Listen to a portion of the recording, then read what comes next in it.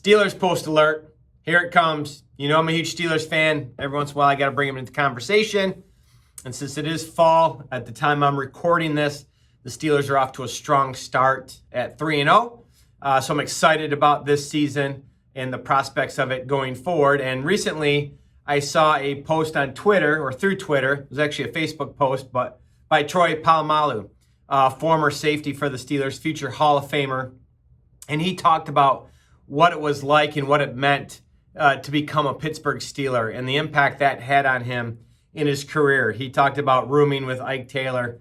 He talked about having a locker next to Jerome Bettis, another legendary Steeler from Michigan, and the impact that these veterans had on him. About Joe Green, Mean Joe Green in the scouting department, and Joey Porter and all these people. And it got me thinking about the Steelers, of course, and one of the reasons why I really like them, and now as a professional, building a company around its culture, having that being the centerpiece of everything that we do, the biggest difference maker that we have, our people and our culture.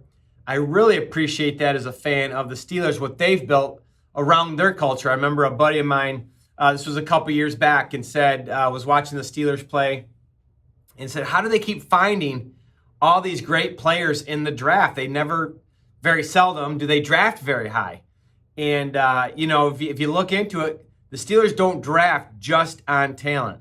The Steelers draft on fit, on culture fit. They're looking for a certain type of person who, yes, has the talent to play, but also has the attitude that they're looking for and that fits within their culture. And I think that's why they've been so successful over the years. The Patriots do the same kind of thing. And I think, that's a key point when you're building an organization, is that you select for talent and for culture fit. You select for culture fit over talent even, right? Now you got to have both. They got to be talented, but they got to be the culture fit.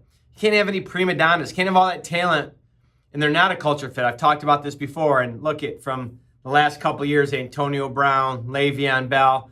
The Steelers just have a knack for knowing when not to re-sign guys. And I see fans get all upset. Of course, the journalists and the pundits all cry the Steelers are blowing it. They don't know what they're doing.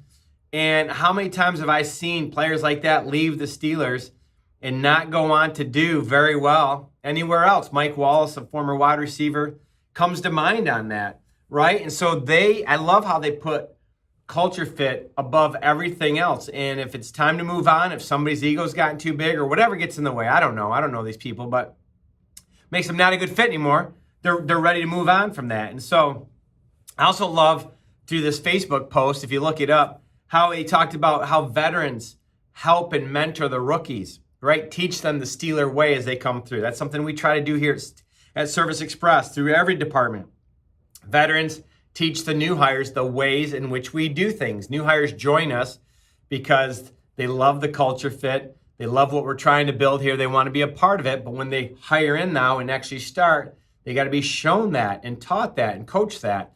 And sometimes have to break some old habits that they got from other companies they don't mean to have, that they don't want, but sometimes just show up. And so I love the mix of veterans and new talent that we constantly have here at Service Express. And of course, Mike Tomlin, the coach, has a great quote I love, which is, the standard is the standard. It means that standard doesn't change. It's always the standard going forward, and they stay true to that. And so they don't win the Super Bowl every year, but they are competitive and in the playoffs most of the years. And of course, I will remind you, I nickname them Sixburg. They have won 6 Super Bowls, tied for the most with the Patriots, whom I mentioned, quarterbacked by former University of Michigan quarterback Tom Brady, as you know. But no prima donnas allowed, no matter what talent that you have there. And so at the end of it, what I like around here is, and I'm going to quote this, it says, what I truly appreciate about the Steeler way is that at its core, it's the success of a family. The core of our success is culture based on essential virtues any person respects and honors: humility, passion, resilience, and legacy. So think about your organization, think about your culture, think about the virtues that you have, think about the values that you hold and your team holds. And are you recruiting for that? Are you hiring for that?